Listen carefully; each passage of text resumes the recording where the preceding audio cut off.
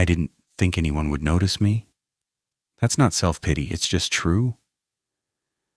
I'm 32, average in every way that matters. I live in a commuter town outside a major city, the kind of place where people leave early, come back tired, and don't talk to their neighbors. I work as a medical receptionist at a private clinic. Same desk, same patients, same scripts, 5 days a week. My life runs on routine because routine makes things predictable, and unpredictable feels safe. The first thing that changed was my parking spot. I rent a 1-bedroom in a 3-story block with an unassigned lot. I usually park near the back, under a broken light that never gets fixed.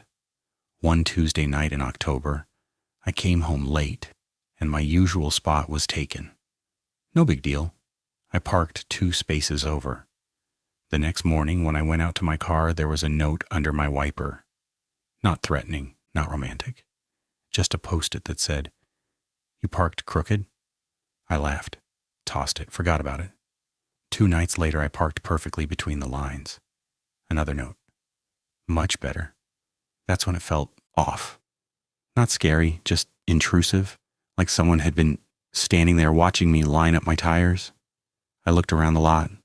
Nothing. A couple of cars. No one outside. I started locking my doors faster after that. Over the next few weeks, I noticed little things. My car mirrors adjusted when I hadn't touched them.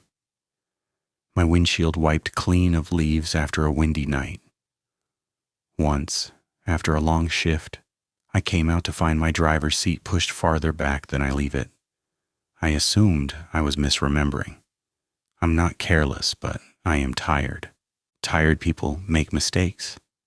Then my coworker asked me a question I hadn't prompted. "Are you seeing someone?" I frowned. "No, why?" She nodded toward the window. "Guy's been waiting out there a lot. Thought maybe he was picking you up." I looked. Across the street from the clinic was a small strip of businesses, a dry cleaner, a vape shop, an empty unit. A man stood near the doorway of the closed shop, scrolling on his phone.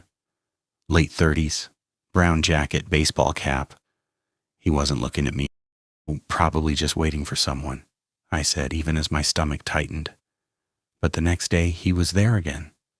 And the day after that. Always outside. Never inside the clinic. Never approaching me, just present. I started leaving through the back entrance. The notes escalated in November. They stopped being about my parking. "Long day today.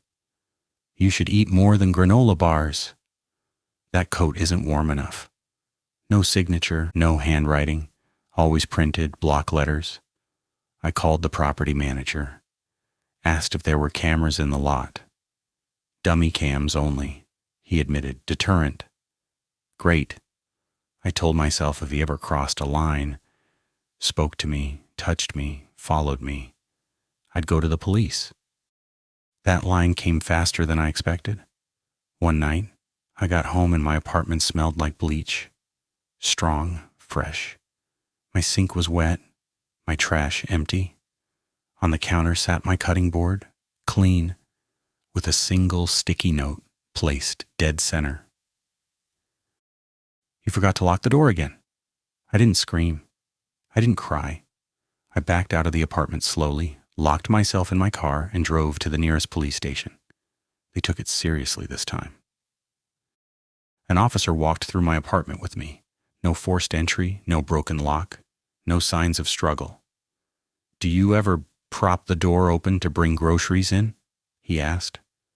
I thought about it. I nodded. They dusted for prints. Nothing usable. I stayed with a friend for a week.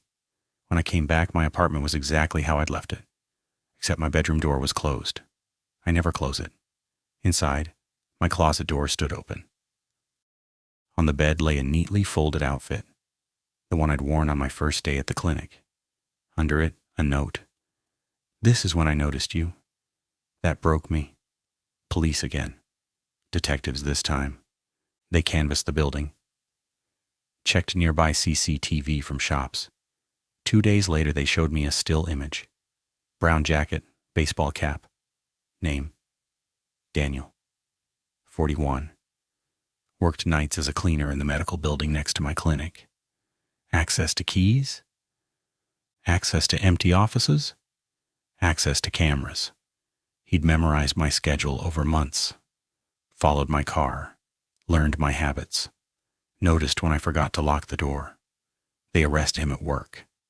In his locker, they found a notebook. My routines, my clothes, my grocery lists, a floor plan of my apartment, drawn by hand. He told police he never meant to hurt me, just wanted to feel close to someone who felt familiar. At trial, they read his statement aloud. He said watching me made him feel normal. I moved after that. Different town, different job, different car. I don't park under broken lights anymore. I don't prop doors open. And every time someone tells me I'm lucky nothing happened, I smile politely. Because something did happen. I just survived it.